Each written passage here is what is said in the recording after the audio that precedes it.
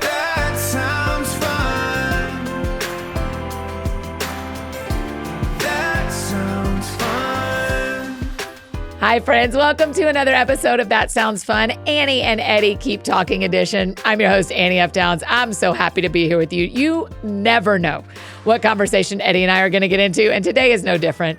If you want to hear the ideas we have about a Christmas episode, the Instagram account I was so surprised Eddie was following, or the diabolical way Eddie transitions his wardrobe from summer to fall, well, just, keep listening. And today on the show, you're also going to hear what Eddie sent me in the mail. If you listen to the 1000th episode, then you may already remember what he said he was going to ship my way. And let's just say we have a lot of things to say about it. As always, we have some note-taking pages for you on this episode over in our TSF Seasons Guidebook. So you can find that on page 94. And if you need a copy of the guidebook because the fall season starts on Monday, let's go, then head over to anniefdowns.com/seasons. Listen, the guidebook is already almost 100 pages and you're only 3 seasons in. This thing, it's thick. It's awesome. If you haven't gotten it yet, go get the whole thing, get a notebook, 3-hole punch it, and you are going to love what is in the fall pages.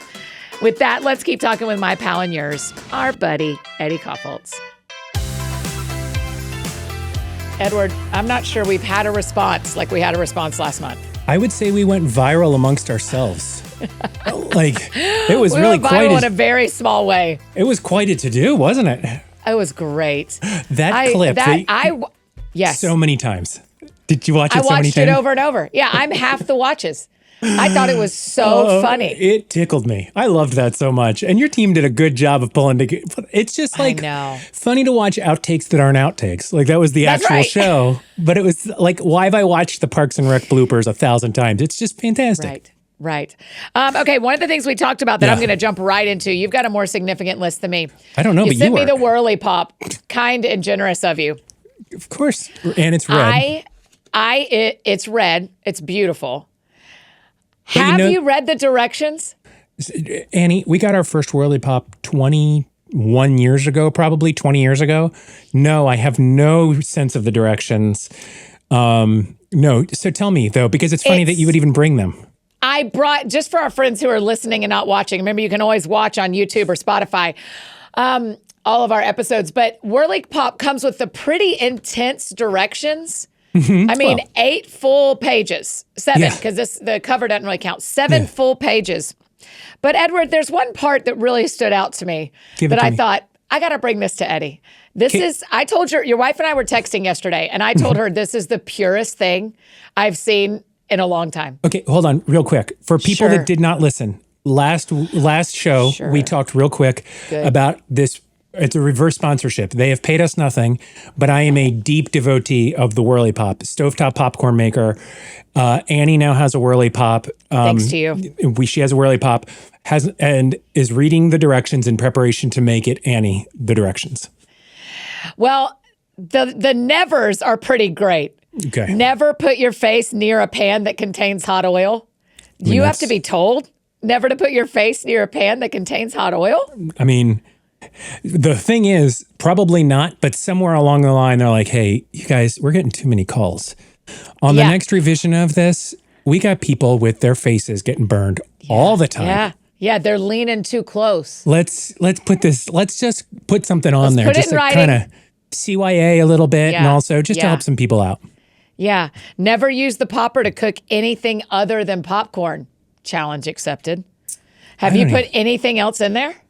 No, just popcorn accoutrement, like sugar for like a kettle corn. But yes, I don't think your wife Brienne sent me that recipe today. Yeah, I think no. We've never just tossed like tater tots in there and hope for the best or something like that. That's what I was curious about. Now here's give it to me. Here's the piece. I'm reading the directions, and then quietly in the corner it just says, "Not online. Just call us, and we can help you." The purity that they've thought about the Whirley Pop audience may not use the internet. Not online. Just our friendly customer service representatives are standing by to make sure you get the good stuff. Annie? Don't use the internet. Just call us. But here's what that's beautiful. That reminds me. I did that early in our Whirley Pop. You've called Whirley Pop? I did because my gosh. Because on the top there's a little set of gears, and like the handle gear intersects with the spinning gear, and they're two little nylon gears that like mine have lasted 19 years, but in year one the gear stripped, and I did call them. I did call them, and they were like, yeah, it happens. She was just like, a lady was like, hello, Whirley Pop. It wasn't like, push one for, it was just like. No. Yeah, it was like Miss Whirley Pop. And she's like. You're calling Whirley Pop HQ. Well, yeah. And it wasn't, hey, what, can you send us the Amazon order number from, it was, yeah, give us your address. We'll send you a new one. And they sent out like a new little gear, and then I put the gear on, and that's still the gear. But it's not on the internet? Like, who's not on the internet? Not online? Just call us. I thought the purity. They know their audience. They know their audience are people who, opposite of you and me, we are fully online, but there are people who love the Whirley Pop that are like, I can't order things off of Amazon. I don't know how to order from there. Can I just call? And they're like, yeah, you can. You can just call. Yeah, my grandson is backpacking through Europe. He usually handles these things for me. I'm going to have to just call the number. That's exactly right. I thought I might just call them and just strike up a conversation. I'm new to Whirley Pop. Give me your best tips.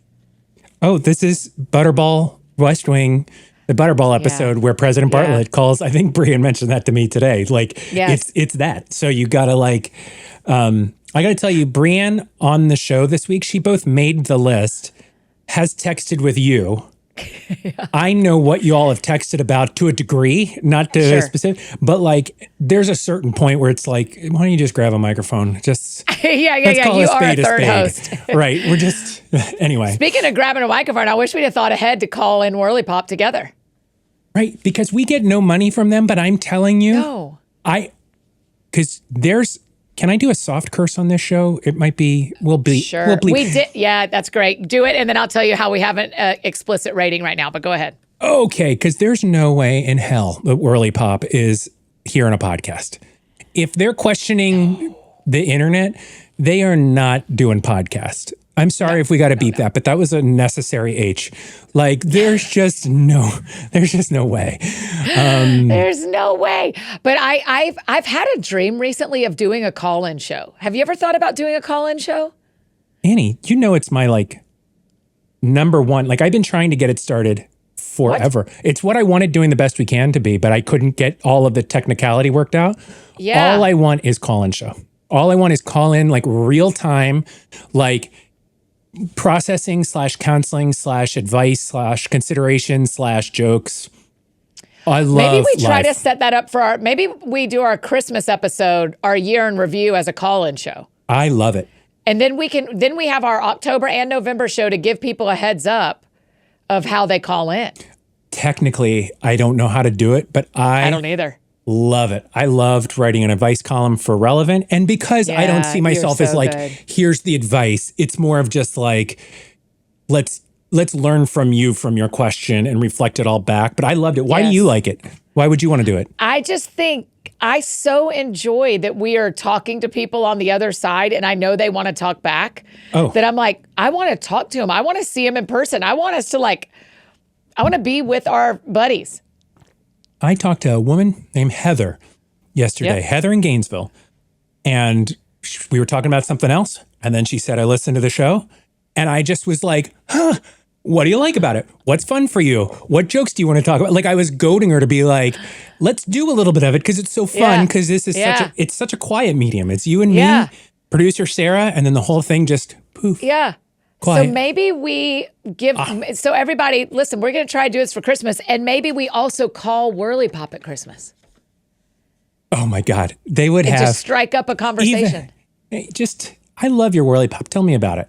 I would love to talk to them about, there's some competition in the market that I could not tell you how against that competition I am. I'm not even going to say their name. But they're dropping crazy paid advertising. And it's Oprah said this is the best stovetop popcorn popper. I'm like, y'all. But then Whirley Pop now, has expanded their line to like an all stainless model, the colored models, because mine's silver. I got you red because go dog sick 'em. Right. It just seemed like, Thank you. The least I could do. That was kind. Painful, but kind. Yeah. But, they're like expanding their line. There's like a lot I want to talk to them about. But I need to hear from them because there's a whole area of popcorn that I'd like to ask them about, which is... a subgenre? Well, it's not all popcorn kernels are the same. Oh, they tell you that in here, by the way. They tell you in our pamphlet that it's an important note at the bottom that some gourmet popping corns pop up smaller. You may need to add more popping corn to make a full batch. See, I would love to know, because what's your ideal what's your ideal corn like situation, like when it pops? Size? Mm-hmm. I'd like it to be the normal Orville Redenbacher size. I like a normal size. Okay. What do you like? You must like something different. No, not different, but I would say I like a yellower popcorn. Like a popcorn that, like when you taste it, it reads a little mealier. Oh, sure. But isn't that the chemicals of the butter? No, it's a little more corn forward, I think is what I mean. Oh, yeah, of course you mean corn forward. Because, like super white popcorn is just like good, but it's got a whole different taste. I like a real like corn popcorn. Yeah, I will. I love that you're corn forward. I respect that. You want the real stuff. You want we harvested this and then we dried it and then we sold it to you in an artesian bag. Right. I want a good Amish family to really care about this. Yeah. I mean, this is called Wabash Farms. This may be a family. This is another thing we don't know. Anyhow. It says Heartland. I don't know if this is the address, but I'm going to say it out loud. Monon, Indiana. I think this is Indiana. Oh, that is prime. So, listen, so just so that everyone knows, we are promising a show that we don't know we're able to do technically with a company that doesn't know we exist. That's right. That's exactly right. What can't we do? Welcome to Annie and Eddie Keep Talking. This is exactly how this works. Right. Because then what happens is we get to Christmas and you have the president of the Savannah Bananas on the podcast. No, we can will it into existence or laugh about how absurd it was that in September we had this idea and now it's December and we're just talking. It didn't work. Either way, it works. I would like to give you credit that I think you are a big reason the Savannah Bananas are where they are today. Sure. You were an early adopter and you led us all straight to them. AFD, though, you've got to understand. I led them to you. You led them to our planet Earth. You led all of us there. You led all of us. I think they have a lot. They have a lot of thanks to offer you. As will Whirley Pop from Wabash Valley Farms. In a world where someone listening knows the Whirley Pop family, knows Mr. and Miss Whirley Pop, please connect us right now. Immediately. We don't need anything. They don't need to send us stuff. We've already bought all of they have to offer, which is a Whirley Pop and a replacement nylon gear 19 years ago. Yep. They do have seasonings, Eddie. They do have seasonings. Is there a white cheddar one? I see a bacon. I see a pickle. Nope. Oh, I can't get close enough. Oh, you need to get your readers on, Mom? Yeah, I need my readers. I can't quite get close enough. Okay. But there's 11. There's 11. So surely one is a white cheddar. We'll get into it. They're created to further enhance the flavor of nature's most popular snack. Oh. Wow. That can't be right. Also, you can do real theater popcorn with their supplies now, too. Got to tell you, between us girls, don't love butter popcorn. Oh, do you eat it straight? I mean, it's salt. It's popcorn salt. Wow. I don't love movie theater popcorn very often because it is so buttery. Yeah. And I don't know how long it's been sitting there. I don't know if they made it yesterday, cleaned it out, set it back in, and turned the warmer on. I don't have energy for that. I know. And also, God bless them, but the folks behind the counter, this is a high school job. They're not. Yeah, for sure. They're not super caring about. No, they don't work at Wabash Valley Farms. That's for sure. No, that's a career from now. That's elite. Yeah, that's elite. Well, so Whirley Pop really blew them up. Yeah. Okay. Can I tell you about us getting an explicit rating last week? Oh, please. And also, am I going to get in trouble for having to curse out? No. It's fine. It was important. Last week when we described the episode with Ann Voskamp, we were trying to say as people. Oh, no. AS people. And we wrote the donkey word there. Yeah. Oh. And so we got an explicit rating because we had a typo. And then I got a DM today of a woman saying, a friend of mine just told me your show is explicit. Oh, my God. And so I made a video back to her. I was like, hi, Carol. It isn't explicit. We had a typo and we got an E for having the A word that means donkey in our description. Isn't that hilarious? Can you get on it? Labor It's kind of Day. hard to reverse that. Yeah, it's hard to get rid of the rating. We fixed the typo, but it's hard to get rid of the rating. Yeah, no, that stays. I had one on. That's funny, right? I had a few on. Well, actually, not to name drop, but Jen Hatmaker gave the IJM podcast its explicit rating, and we never got rid of it. And then eventually I was like, I'll just edit through it, like whatever. At this point, but that's not okay. Can I ask an Ann Voskamp question? Sure. Lovely human being, right? Sure. Exactly what you expect.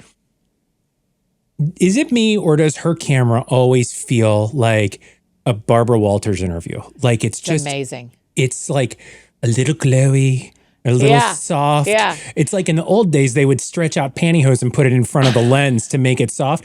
Is that just like the natural glow of her habitat? Yes, that is. I think that's Canada. I think all of Canada glows like that. Right. Because you look at it and you've got a professional setup, but hers is just like She's on glowy. a Barbara Walters It's interview. beautiful. I know. And I'm just realizing in real time, it was not Ann's episode. It was Kate Strickler's episode. But Ann Voskamp does glow as a Canadian glows. Great. So we got that all figured out. She's a sheep farmer. That sounds fun. Okay, now back to our conversation with Eddie. That sounds fun. I got one more for you, and then it's your turn. God, I'm love just it. knocking off some You quick are ones. burning through the list. It brings me joy. I've just got, this is a great one about you. I'm flipping through Instagram the other day, just sliding, whatever it's called. Yeah. Scrolling, not sliding. I don't slide into DMs currently. Scrolling. And I stop on this beautiful choir singing a worship song. And it's the Gaither vocal band. Do you know where I'm going? Not yet, but I can feel it. I can feel it not going well. And then I look down and it says followed by Edward or Eddie. I love. Now there's no judgment here, but you follow the Gaither band? Okay, I do. And I knew it. I knew it. I screenshot it just so I wouldn't forget, but then I remembered to write it down. Again, you're allowed to follow who you want, and they are very talented. Tell me the story that led you to hit follow on the Gaither family band. Okay. You know how you have those weird, like, flashes of memory of like, oh my God, I remember doing that. I remember, and my grandma, Jane, passed away, I don't know, decade plus ago, but really important in my life growing up, like real important. So I spent a lot of time with her. And very often I would walk in, she would have her little hour of PBS TV or whatever station it was in the evening. And I always remember watching she was watching these weird specials of like a bunch of people, all that kind of knew each other, that were like at a home, but also on a stage. Yeah. And there was like 50 of them, and they were all multi-level chairs. Yeah. And I was always like, they were performing, but it was also like folksy, but it was like, there was also then an audience. Yeah. And I was like, I just remember seeing that, and I'm like little. So I had a flashback to that months ago, and I Googled, like, cause you know how weird it is to Google something. Like you're like, what was many people, Christians, stage, 80s, what, like, you're just putting in everything. Singing. Yeah. And it was like, are you talking about, and it was like Gaither band. And then it was just like this like family band. And I was like, man with long hair, older man. I'm just Googling all that I can describe from this memory. And they would do these shows. Maybe they still do them, like homecoming shows. Yes. Homecoming, yeah. It's amazing. And I just started watching it, and then I just oscillated back and forth between, well, I'll be honest, like deep nostalgia because they're singing like Old Rugged Cross, but it's like captivating and cheesy, but not cheesy like currently bad, like from another era bad. Like, I don't know how to, like it's not dogging them. It was just like, I'm 7 right now in my grandma's living room. Yeah. And then you just start scrolling and then they're like singing some song around a table, but it seems like they're in like Hawaii and there's like a core group of them that seem to evolve and I don't know who they are, but there's always one man who's like the main special man. Bill Gaither. Probably. Gotta be. Don't know anything about him. Yeah, he seems like he's the through line. But then there's many different ones that all seem to like long-haired man, younger man with real expressive face, a lady. And then they're just singing some like a cappella song about coffee that has nothing to do. And so now I'm laughing. The younger man with the expressive face is also a comedian. Mark, I'm going to look him up real quick. So I did not grow up in like a faith-filled household. So this was not like I experienced Mark Lowry. That man. And they're singing like Cup of Joe, but they're like doing it like in a way that's like wink, wink, cheesy and also kind of serious. And then I was like, this 10 minutes of scrolling that has earned a follow. And now it's You're like, I want this in my feed anytime. Yeah. I want to see these people standing around a piano singing Old Rugged Cross. And then they like bring out some lady who belts from her toes. And then it's like some like doo-wop song and everybody seems to know what's going on. Yes. Oh, yeah. They just start it. Someone starts on a hill far away, and suddenly 8-part harmony. And they all, but the whole shtick is they all are like, oh, yeah, I remember this song. But I'm like, bro, that was some complex, fantastic musicianship that you must have been practicing for weeks. But then they do the whole aw shucksy thing. And then the interstitials are these like absurd little moments that I can't tell if it's more like Muppet Show or I can't figure it all out. But they are clearly very like faith-filled people and they've been around forever. So they got to be doing something right. But they're amazing. We got to go. I bet we could get tickets to a homecoming next time y'all came to Nashville. I mean, is that where do they only do it there? Is that their thing? I think they may tour. I don't actually know, but I know they do them here. I just want to make sure I'm going with the right heart because I want to like be in it. But I also want to have the comfort of going like, we're all okay laughing at this one because it's supposed to be silly. Yeah, when Mark Lowry's on board, it's supposed to be funny. Yeah. Or I mean, he also has a beautiful voice and really can sing. But yes, he is the comic relief of the Gaither vocal brand. That helps. That helps to know because he's typically part of the funny part, and I'm like, I can't tell if I'm laughing with or at. Yeah, but I am laughing, and you're laughing with. I think you're laughing with. No, that works out. I am not the person. I would never. Hear me say never, go through who anyone follows to see who they follow. I think that is such a weird thing when people are like, did you see that so-and-so stopped following so-and-so? I don't do any of that. And I could not be more alarms going off of I'm dying to ask Eddie about this is when I saw followed by Edward or Eddie. I was like, fascinating.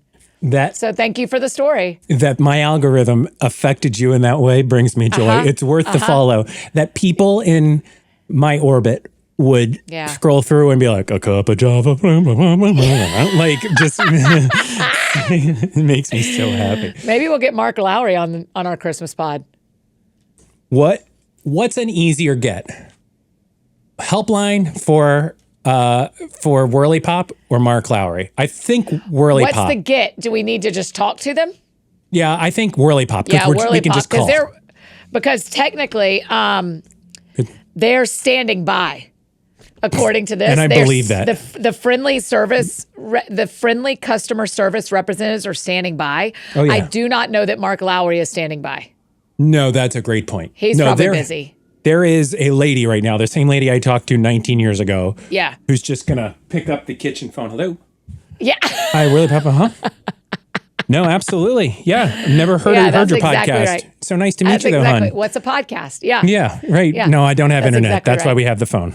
Yes. So Mark Lowry, I mean, I think you and I are probably 3 phone calls from Mark Lowry, but we're not he's not standing by. Well, I know who my first phone call is, and it's you. Okay, I think my first call for us, you call me, my first call is Hillary Scott from Lady A, because she had a gospel record and she and her family have been in town forever and they've done a gospel record together. I think Hillary probably has Mark Lowry's phone number. So we're 2 calls. Would we say our second call then is Chad Michael Snavely, just for the heck of it? Just because we can make one more call? Right. We have, because she's going to work, but it would be funny to hear Chad go. To hear Chad, for us to go, hey, we need to connect with Mark Lowry from the Gaither Get us any Gaither band. ASAP, Chad. Yeah, I wonder what would happen. We might need to record these things. We might have another detective show on our belts, around our tool belt that we haven't used yet. Oh, that's so funny. Okay, those were I have a couple of things on my list, but it's absolutely your turn because I blew through mine because I was excited. Sorry. All right. This was one that I said last night to Brienne, and Brienne said, she both laughed at me and then said, you need to just bring this up on the show tomorrow because it's so weird. Oh, and good. I didn't think it was weird, but here, let me tell you exactly what happened. And it was, last night I'm like, I think I might wear jeans tomorrow, but once I wear jeans, I can't switch back. And she's like, what do you mean? I was like, oh, I can't wear shorts ever after I've worn jeans. So like right now I'm wearing shorts, but if I had worn jeans today, that starts the new season. And I will go all the way until it's pretty warm here. So I will go all the way till April with no shorts. I will take all my shorts, in fact, and put them inside of like a plastic little bag that goes under our bed. And it's all shorts. Vacuum sealed? No, it's just plastic sealed. You just have a large Ziploc that holds your shorts all winter. A large Ziploc that holds the shorts, keeps the cat hair out of them. Sure. So I guess what I'm saying is it weird to do such a hard, 100%, that's weird to do such a hard swap. But isn't it here's my thinking. Like right now I'm a little cool. Like this morning, I'm in sweatshirt in the morning. It's hard for me to take that sweatshirt off, but I purposely put on a sweatshirt that's not that good looking. So I have to be professional. I have to take it off. But for a lot of the year, I'm going to be in a normal blue sweatshirt. Yep. What are the sweatshirt called? What are the ones that don't have a hood called? Crew neck. I'll be in a crew neck. Yeah. Any day now until March, April. Yeah. Okay. And it's the same with shorts. Once I wear a pair of jeans, the next day when you are like, well, it's a little warm out, and then you put the shorts back on, you're like freezing. Not you. It's like a hot plunge to a cold plunge. Huh. Okay. I am surprised and also great with it. I believe you. That's just it's not the right language to use, but that's a hot take. To never go back to shorts. You just have a day that you lock the door to shorts and open the door to jeans and you never go back. Yeah, it's because I feel like core temperature is on a variant. Like it doesn't happen day by day. Like right now I have a certain operating baseline. But once I start wearing jeans, I'm going to start getting a little colder. And that's it. I can't go backwards. But I think the other part that surprises me here is you and Bree have shared a house for 20 years, and this is her first year knowing that you close and lock the short store? I mean, I think just one day, because I'm wearing long pants on Sunday morning. You can't wear shorts, or not the church we go to. It feels a little underdressed. Other people can. I don't care. I don't know biblically, but I gotta imagine God doesn't care. But I feel like imagine he cares. Our place cares. But our place gives out Smart popcorn at the end, so it's kind of worth it. What? Every Sunday you get popcorn? There's like a little baskets at the end. You can either get Goldfish or Smart popcorn on the way out. And I'm like, That's adorable. I'll put on long pants for that. Do y'all go in the morning or do you go in the afternoon? There is only morning services until morning. Okay, great. I do miss an afternoon service. Man, an afternoon option is excellent. Did y'all used to do full on afternoons? Was that your every week? Well, yeah, the church I was at, we had a 6 p.m. And that was magnificent because it was like, show up, you get your full Sunday, full football, everything you need. Then we're hanging out, dinner afterwards, sleepy time. That's what a lot of my friends in New York go to the evening service at Church of the City. Yeah. And they're like, I love having the whole day I have until 5 o'clock to do whatever I want. It's like having one of my friends, SK, she said, it's like I have two days to my weekend. And I was like, wow, that is a profound thing to say because we technically do have 2 days of the weekend, but you're right. I get up and I go to 9 o'clock church, just like 9 o'clock work. So 6 days a week, I'm somewhere at 9 o'clock. Somewhere at 9 o'clock. Right, exactly. The alarm's going off generally the same time so you can get your hair did and do the whole thing. That's right. Our other church in Gainesville had a Saturday night one, which was always wild. Did you ever go to it? I mean, I worked at it. Yes, I went to it. Of course. I was working at it, but it would be canceled during football season. Yeah, 100%. Which like no one's showing up when there's a Florida game happening, or any football game. Anyway, did y'all ever have weddings during Florida games? No, and it is still a definite like bye week. Like we have a wedding, we have a baby shower this year. That's I gotta be. Hold on, I'm siphoning how much I can say or not say. Yeah, no, I should say just generally. I mean, it's not you and Bree having a baby shower this year. No, ma'am. There is a baby shower that we are attending this year. Yeah. Fellow football fan on a bye week of the favorite team of their favorite team, and absolutely it is because Has of that. To be. That's what people that don't understand. That was the biggest difference living in Seattle. Was you're like, okay, yeah, I get you think you're into football. Cancel something on a Saturday. I mean, just listen to Alabama fans trying to raise $60 million to release their football coach, and you'll get that it's different. Can you believe that? Can you believe that? How was y'all's first week, by the way? I love that football's back. I mean, it was great. It was fun to see our guys out there, but they were playing Long Island University. We played Marshall. Yeah, and so like... And big respect to Long Island University and Marshall. Y'all had a great payday last Saturday. And... Right. Good on you. You'll do great in your league and amongst their cohort, amongst their league, they're amazing. But it's a different caliber, and I think the players know that. And coach, everybody knows the game, so it wasn't like a real outing. Nor was it for Georgia. I saw the final Georgia score was like y'all just kind of stopped. You were like 45-7. Yeah, stopped putting people in at some point. You're like, let's just let the time go because feels What mean. do you think about all the stuff for Lee Corso on his last game his last morning as part of game day? There's nothing like seeing sports guys just cry it out on TV. Oh, Kirk Herbstreit was just... I always have a hard time with his name. I just kind of mix up K's and H's and just say him every once in a while. He's such a tenderoni. I love it. Oh yeah. And he is more and more tender, like bringing his dog around and stuff. Like I like him. I do too. Yeah. I'm glad Lee Corso's done. That toward the end of last season, he needed to, you kind of were watching going, is everyone seeing that he's struggling to do the job that he's very, very good at? Like we need to let him rest. Yeah, and it's okay. If he wanted to keep going, I'm like, fine, keep him on there. He's a legend. He deserves every second of it. But also I'm like, you don't have to for our sake. Yeah. Appreciate you. You're the best. Let's be good. Also, how about him getting he got all 6 of his picks right on the weekend. He was the only one that got all of his picks right. That is pretty awesome. I loved it. Because he went for FSU over Alabama. He was the only one who picked FSU over Alabama. Can you believe that? I mean, that was a joy to you're like, college football is back. Of course, I was going for Alabama. Yes. In that game, you got to root SEC no matter what. Oh, you and Mr. F. Downs. I can't tell you how much I would say to Dad, we don't want that team to win. He said, you always root for the SEC. Always. Yeah. But it's hard because I'm rooting against Florida State or Alabama, which as a Florida fan, what do you do with that? Can they both lose is what you're asking. 0-0, humiliation, everyone gets fired, all teams disbanded. That's what I really want. All teams disbanded. No more of any of them. I mean, I woke up last Saturday and I turned my TV on and I was like, here we go. Yeah. Okay. Yes. Let's just have this song. I cleaned out my closet on Saturday and I listened to podcasts and all that, but I also had football games just like on my iPad or on my computer because I use YouTube TV and so I can run it on my computer. Oh yeah. So I just had my computer sitting by me. I watched games all day while I was cleaning out my closet. I know. It's the greatest. And the Nationals are just tanking so hard this season. Oh, no, and it's I'm okay, so but it's just like I need to clap a little bit for something. I went to the Nats game this past weekend. It was delightful. It's beautiful. It's empty.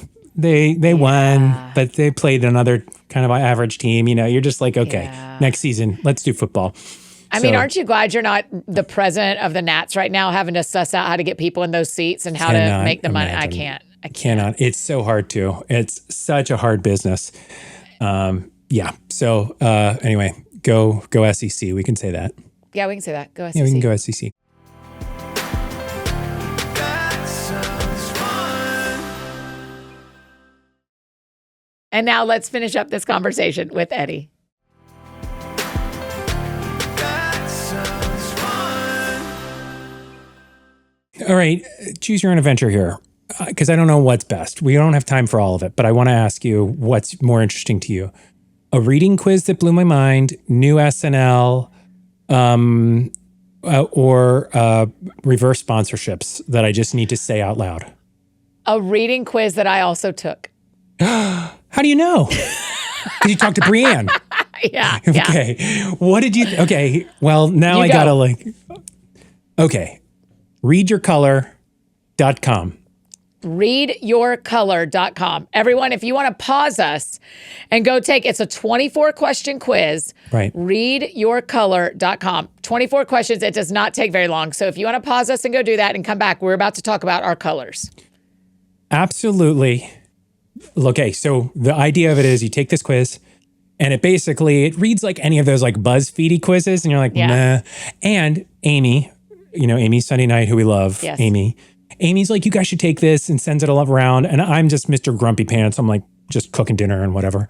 And people like one at a time, they're like, oh yeah, that's it. So I took it. It nailed me. What about you? Absolutely not. No. It could, yes, wildly. I don't know if I took it in off time. I don't know if I need to try again. But as I was green, and I was like, no, that's not the kind of books I like to read at all. No. I know. Did you answer the questions? There's an outlier. Did you answer the questions like you want to answer them, or did you believe your own answers? Possibly. Who can know? I need to do it again, but I couldn't let myself do it again because I just had to tell you, because the intel was said to me how much you enjoyed the quiz. So when I was so excited to take it. And then when I didn't match my color, I was like, too good of a story. I can't take it again, but I'll take it again today. You have to. What color are you? Red. And who what cares? What does it mean? Well, it means... So what is a red reader? You don't just read stories, you live them. You crave intensity, high stakes, and stories that grip you from the first to the last. Red readers are fearless, bold, and driven by a relentless desire for adventure and raw emotion. Now listen, I would never, if I read that, I would never. But then it gives examples of like, here are the pinnacle books. Yes. They show 4 of them. 3 of them, I would say, were my top 5 of all time books. Wow. And so I looked at it and I'm like, oh yeah, Hail Mary by Andy Weir, coming out. It was a Ryan Gosling movie soon. One of my favorite books ever. Devil in the White City, pretty intense. Don't want to talk about it. Great book. Unbroken, Laura Hildebrand, like that story of Louis Zamperini. These are all books that were like, I can't sleep. This is so good. Okay, Devil in the White City is on my list too, Eddie. That's interesting. You should read that book. I don't want to talk about it because I'm okay getting beeped, but it's kind of scary. But it is definitely one of those, like, I can't read this fast enough. I can't ingest this fast enough. Okay. But I can't believe this. But everybody I know. Mine is like, they want books that challenge them to think better, lead better, and live more intentionally. They often read with purpose in mind. I'm like, no, I love novels. I mean, I do read those books, but maybe... Okay. Well, and the first one, your fiction preferences. Rarely read for escapism or entertainment alone.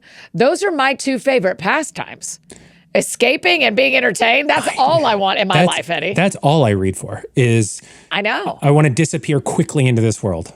Yes. Magical realism is my very favorite genre. I drink magical realism. What's a perfect example of that? You've given it to me, but I forget. The Midnight Library.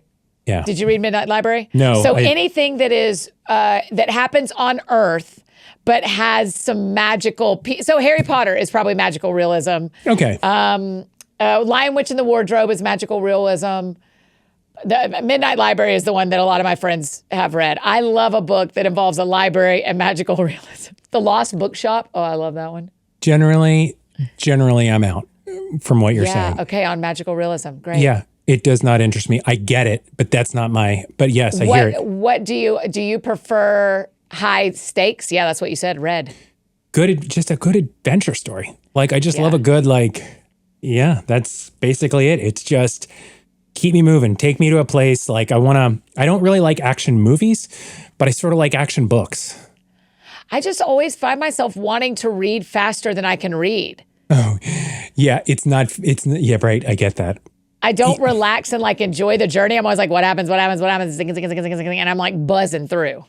Okay. See, that's interesting. I kind of want you to take it again, but with no expectation that you'll say anything on a podcast. That's right. That's what I should do. I probably was just too into like, I want to be a good leader. I got the 7 habits of highly effective people, Devil in the White City, Good to Great, and In Defense of Food. Oh, I mean, sure. Yeah. I get all that, but I also don't think it's wrong. But also, they're really careful on the website. First of all, I don't know who runs this website. I don't know who these people are. I know nothing about it. So I'm talking about something that literally I have not vetted. That's right. I guess we haven't. I guess that's a disclaimer. It doesn't really make it better, but it is what's But you don't have to give your content. You don't have to give any information. It is a purely free BuzzFeed adjacent quiz. Yeah, it's just super interesting. They have a way to sell you on it, and they should. Once you take your quiz, they give you a couple books that they think you're like, and they're like, and if you want 50 of them, give us $6 or $7, which is great. Do you know what's funny is when I was taking it, maybe this is what I did wrong, but I need to take it again now that I better understand. Mm-hmm. I kind of thought they were going to say, you actually are really drawn to certain covers. I thought I was taking like a cover quiz, not that I was going to be like, they might as well read your color. It could have been read your number. It could have been read your letter. And you're you're a Q reader and you like these kind of books, you know? Yes, I understand. And so maybe I should take it again, not because the whole time I thought I was going to see all these covers that I liked at the end. Yes, I understand. No, I understand. No, so that's probably what I did wrong. It's not wrong. Certainly what I did wrong. There's multiple colors. Nobody is one thing. I took mine at the right time. I was reading a book I didn't necessarily like. I've never quit a book ever. I quit this book because it was just... Oh, you've never quit a book? No. It's just... Wow. I just didn't like it. There was nothing wrong with it. I was just like bored and it was like a big chunky book. And I'm like, I'm not going to invest another 400 pages in this. It's okay to quit.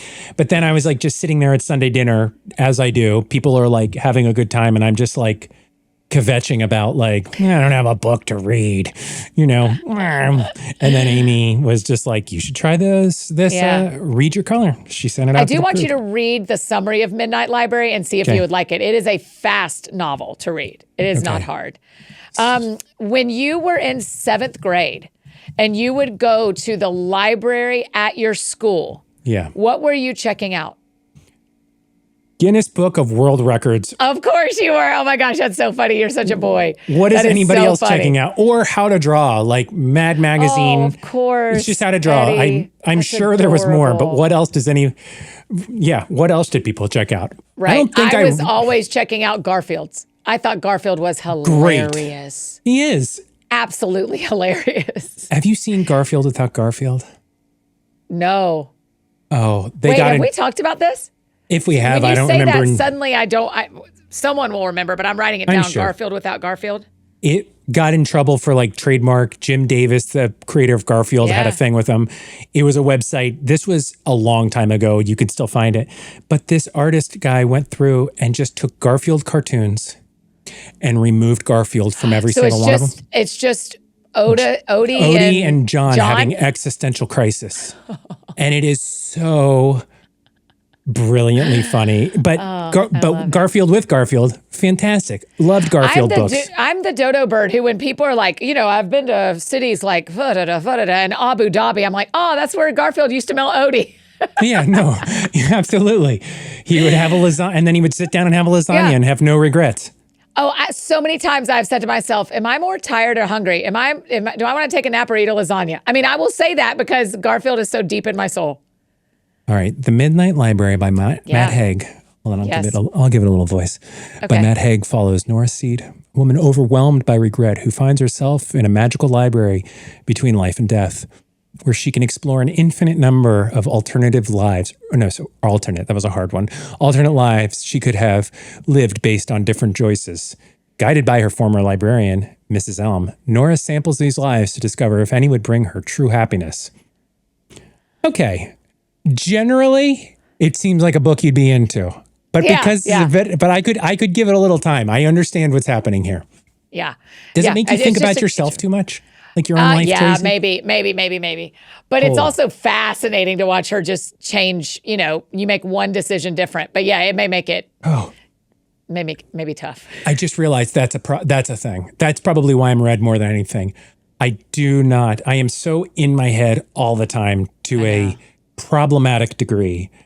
Like, give me a book that just takes me into someone else's life. All of the books I like, just take me somewhere out of me. This already makes me feel like I'm like, oh God, where would the library take me? It's so funny you're saying that. I have been in a real scrolling. I like to use Instagram sometimes as part 2 therapy. Like I go to my counselor, but sometimes I like to. And somehow the concept of overthinking came up. Eddie, I was like, I sent it to a friend. I was like, hey, the thing you're dealing with me is this. Yeah. This is it. Do you think you're an overthinker? Yeah. Have you read about it? I mean, you're a counselor. You really know overthinking. I have, but there's also like real anxiety that's like diagnosed, like slight little bit of Zoloft to help turn down the noise, ton of counseling. So there's a part of it that's just like really clinically overthinking. And then there's a part of it that I think, like if I let the introspection and like introversion run too wild, like they will run deep into the woods, and I have to be like, no, don't let them run that far. Like keep it back a little bit. But I think so some of it's good. Overthinking is kind of the first steps of what would feel like real anxiety. Yeah, or depression. I mean, it's either side of the coin. But like Brienne will often joke, but seriously, she's like, hey, can you put something on one of your TVs? And I know exactly what she's saying is like, it can be anything. So like we're trying to rethink the backyard and just, do we pull the fence down? Do we put privacy, whatever? Who cares? It's on a TV and something's going to happen and get spit out. In your mind. Great. It's on a TV back there. But also my relationship with one of my daughters. And is that good or is that not? And what's going on here is in my mind. And sometimes if like sometimes they are not in balance and they get loud. And balance. And so Bree will say, put something on your TV to help stop this cycle in your brain. She will ask me to put something on my TV that is like help figure out the backyard. Let's give it a week to think about it. If she doesn't do that, that's the degree to which she uses it for her powers for good. If the way she intersects with this is she is an open, she is the person I talk to and be like, hey, I'm really struggling with this. So I talk about what's happening. She's not like putting things on the chessboard to make it work out. She's not turning on TVs. She'll use it for funny reasons. But the real piece of it is it just starts to, do you do that? No, like start to spiral into? Yes. Okay. Yes. But what I'm learning now that I'm reading about overthinking, now that I'm seeing, anytime someone can give me a language for what I'm experiencing, it lowers, if I'm at a 9 over just the experience, if someone says, hey, that's got a name. Hey, that's normal. Hey, that drops it right away to a 6. Yeah. And then you go, there's language for what I'm experiencing. That means there's also tools to help me process it. So when I sit with my counselor or when I'm doing more Googling or when I'm looking for a book on Amazon, I actually know what I'm looking for versus like, why is my brain doing this? Google, And so I am probably more in the new era of what are the tools for when I'm overthinking. I'll tell you what I can't find, Eddie, is where are the tools for people who are overthinking about God? About spiritual things. There's so many tools if you're overthinking about romance, if you're overthinking about work, if you're overthinking about finance. But I'm like, man, someone needs to help those of us who may have some spinning thoughts about what does God say? What does God want me to do? What is God? Which is what I'm doing. Mm-hmm. What's the difference between thinking a lot and overthinking? Because it's okay to think of stuff maybe a lot. My chest is involved when I'm overthinking. My breathing gets involved when I'm overthinking. I understand. Yeah, it's kind of walking into that like kind of paralyzing sort of like. Yeah, I can like feel it just talking to you. Like it starts to feel like Okay, you're fine. You don't have anything No, to I worry get about. that. You're fine. I start feeling it in my body. And when I'm thinking a lot, I'm just solving problems in my head. When I Right. start to overthink is when it starts to activate things in my body. Yeah, that's an interesting one. I totally get that. That is exactly the line. You start to feel it Yeah. elsewhere. Like I feel my breath get shallow. Like I can Yeah, tell like that's breath right. gets shallow, stomach hurts and sleeping. Sleeping is elusive during those times. And you know what really messes me up is I'm memorizing Psalm 16 and it says, I bless God who counsels me. Even at night, my heart instructs me. So I wake up at night and I'm like, is this God? Yeah. Is God trying to talk to me? Why am I scared? Why is my stomach hurt? Is this God? But then it's just like, Oops, 7 minutes of serious. Sorry. I know, but then there is that piece of it that's like, I'm not speaking to it, but when I think about the God piece, I'm like, you're not going to be able to outrun God. Like, even if you stop thinking about it, like if there's some sort of like message to get through to you, you're not going to, it's not your trying that wills it into existence. And it is also not that's your good. ignorance that would miss it. Like if there's something to get through to you, I think but it's hard because you can't just ignore it and be lazy. Right. You got to be dialed in. But it's hard to know what dialed in looks like. Yeah, It's no, hard, I can't yeah. breathe. So And now my tummy hurts. Maybe I know. Now we both have upset our own stomachs. I got to put something on my TV. I know, right. If you could figure out our backyard too, that would be huge. If you Well, put that I've been in that backyard. I've taken a meal in that backyard and I enjoyed it greatly. But I do know that two of your neighbors are up a hill looking down over you for your entire time in the backyard. So I can understand there's some problems to solve for you. if not for the fact that they are lovely human beings. If they were not lovely, we'd have a problem. The reality of it is we're just trying to make sure everybody's dogs stay in place. And, you know, if I want to have a dance party out there, you know, or if I'm out, you know, it's Bob and Carol are welcome to watch, but there would be times where you're like, y'all are having to hear everything we talk about. That's right. That's right. Sometimes daddy needs his privacy. Yeah, certainly. Tell me your reverse sponsors if you got time. Oh, yeah. I have a couple minutes before I got to go get Evie. Yeah. Reverse sponsors. Again, these are people who I'm saying out loud, I love these things in hopes that they just hear it and realize how much they're loved. They can also just send us stuff like just let's go, but we're not getting paid by them. Okay. Have you ever been to Pliable? Oh, delicious. They have them in New York. We don't have them in Nashville. They're so good. We have them in DC and I just got into them. A coconut Pliable. Again, I had it for lunch with Brian today. I mean, that is good. The amount of bases at a Pliable place. Thank you. It's not just acai. There's 8 different bases. Oatmeal, a thing I haven't even heard of that starts with a P. That's like playa, but it's a different word. But yes, coconut. Acai, green. I mean, green, it's amazing. It's great. And I like layers of different things. A little bit of this, a little sprinkled dippy dab of that. I love a poke bowl. They don't sell them there, but I love a bowl of different things. And so I would like to just say of places that sell bowls of different things. I just wanted to say that. Have you ever been there and eaten there? Yes, it's down the street from my apartment in New York, and I love it. Great. I mean, that was my main reverse sponsor. We could also talk about the fact that I've been obsessing. Oh, this is on a TV.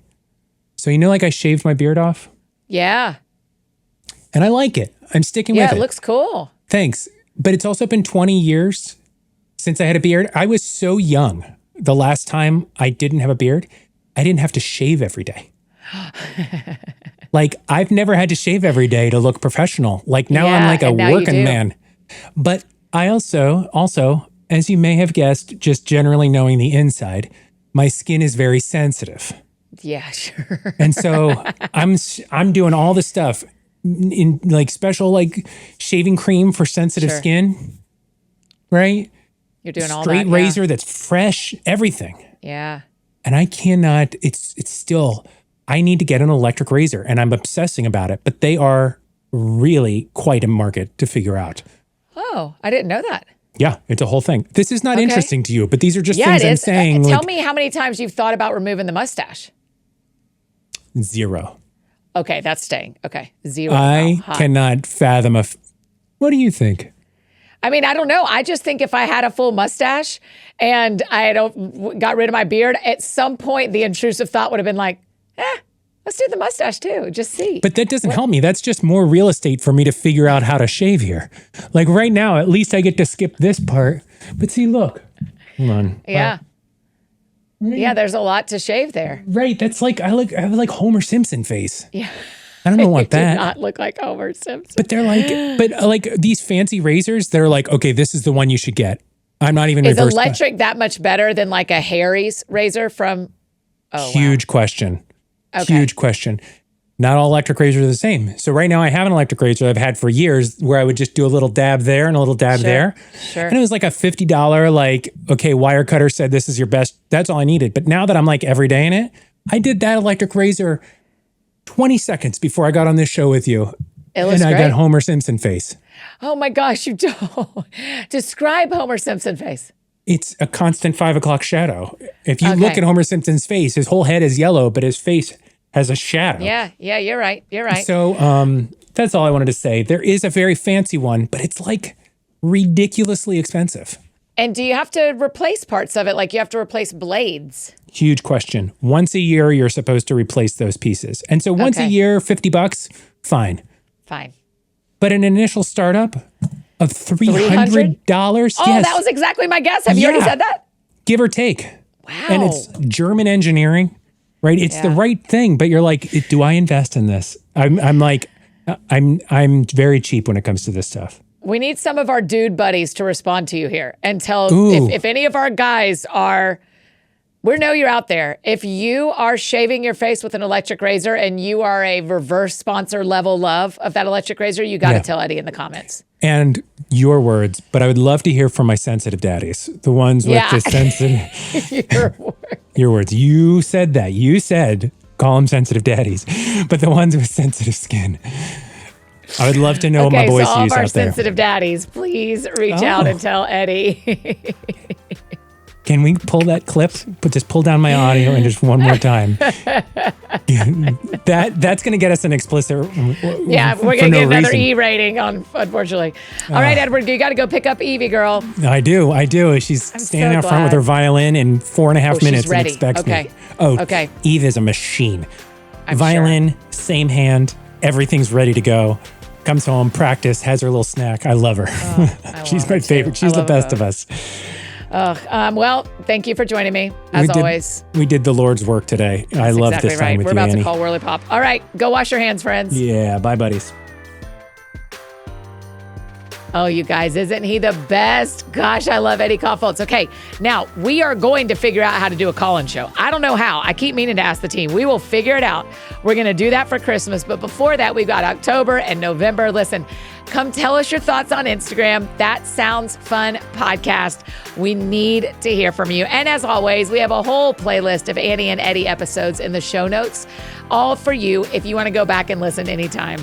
And don't forget to grab the TSF Seasons Guidebook if you don't have one already, because all 4 seasons are now available to you. We'll kick off the fall and start using the fall pages on Monday. If you have any questions from this episode, just drop them in the Q&A box on your Spotify app if you're a Spotify listener like me, or send them to us on Instagram at That Sounds Fun Podcast. We'll try to answer them there. If you need anything else from me, you know I'm embarrassingly easy to find. Annie F. Downs on Instagram, Twitter, Facebook, TikTok, anywhere you need me, that's where you can find me. I think that's it for me today, friends. Go out or stay home, do something that sounds fun to you, and I will do the same. What sounds fun to me is seeing my cousins. I get to travel this weekend, and I'm happen to be speaking in the same town where some of my favorite cousins live. And so I'm excited to eat breakfast with them on Saturday. That sounds fun to me. Y'all have a great weekend. I will too. And we'll see you back here Monday to kick off our 4th and final season of 2025, the fall season. It is here on That Sounds Fun, and we are going to start, as we do every season, with a conversation with our pastor of the pod this year, Pastor Mike Kelsey. We'll see you on Monday. Hey, don't forget that guidebook, anniefdowns.com/seasons. That sounds fun. That sounds fun. Oh, that sounds fun. Check 1, 2 on the microphone. Annie F. Downs in your car to your home. Every week it's something new. A deep talk or an interview. She'll make you laugh, she'll make you cry. When it's dark out, she's a light.